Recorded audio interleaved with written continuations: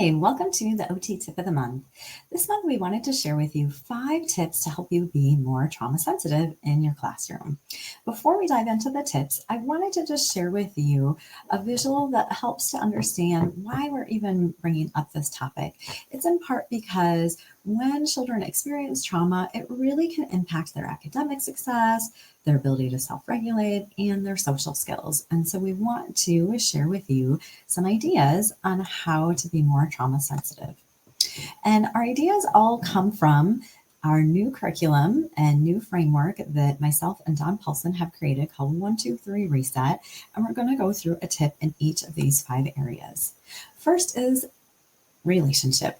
Relationship is foundational and the fastest way to resilience. It's really about building rapport with your students and recognizing their strengths. One way to do that is through shout outs. This can be informal with, just giving them praise throughout the day. It can be more formal, like at a morning meeting or advisory where the teacher is giving compliments and shout outs to the students.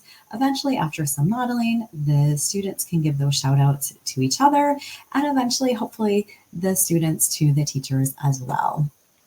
With environment, one thing to keep in mind is that often students who've experienced trauma are operating in a high arousal state. They're often very sensitive to the environment around them. And so we really want to be thoughtful about trying to dampen the environment, whether it's sounds, visual information. And in this case, our tip isn't related to visual information, that less is more. There's lots of research out there that shows that if the learning environment is too visually busy, it can disrupt our students' ability to access their learning, and it can result in more distraction. And so it's okay to have blank walls. Something to keep in mind is that you want to have things on the wall that you actually refer to, and the other things that are just kind of fluff are there to make it pretty. Just be, you can take those things away as long as you have things up that are helpful to refer to. In regards to self-regulation, breathing is one of the quickest, easiest ways to downregulate students when they are feeling overwhelmed or in that high arousal state. Here in the picture, our colleague Kaya is doing the 5 candles breathing. This is one breathing activity that you could do where you smell the flowers and you blow out the candles and put one finger down until you've put all 5 fingers down. There's all sorts of ways to do breathing. There's no right or wrong way. So whatever breathing activities resonate with you, do those with your students. It's an easy, quick thing to do at the beginning or end of group instruction. At the beginning, it gets them ready for listening and learning. At the end, it transitions them to the next task.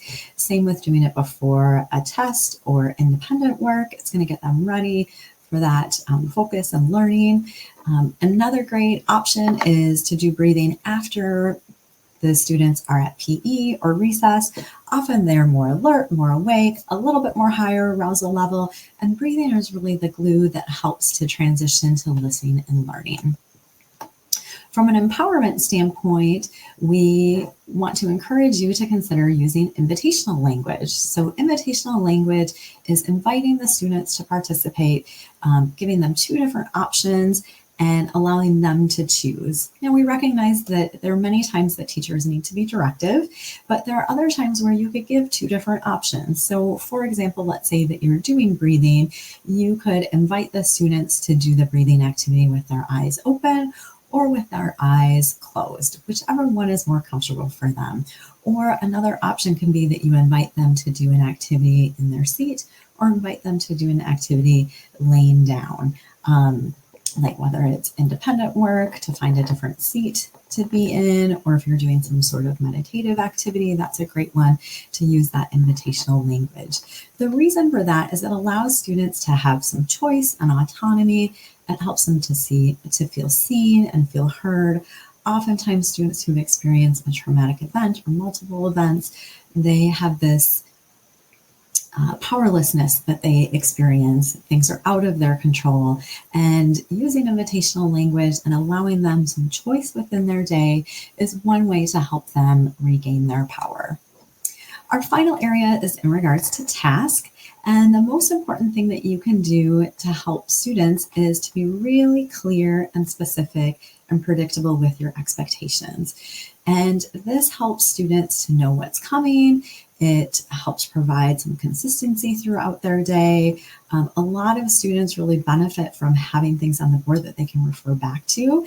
And in part because if students are in a higher arousal state, their language center turns off. And so the more that you can pair auditory language with visual information, they can refer back to it. They're not going to feel quite so lost. They're going to know what to do. Another option is to create the end product. So if it's a project of some sort, they can see that end product. That helps them to get an idea of where they're headed. And if it is a project or an assignment that has multiple steps, is to write out those steps and those sequences for the students as well. So I mentioned it at the beginning, these tips are just a fraction of what you would learn from our 1, 2, 3 reset framework. We put everything into a guidebook that dives deeper into all 5 of these principles, along with a step-by-step guide to a curriculum geared at grades K through 3. We have 38 unique handouts that are actually multi-age. So is the framework and the principles. Those are multiple age. Or serve multiple ages, not just that K through 3. But we would love to partner with you to do teacher trainings or implement the curriculum at your school. Feel free to check out our website or reach out to me directly, and I'd be happy to share more with you about this approach.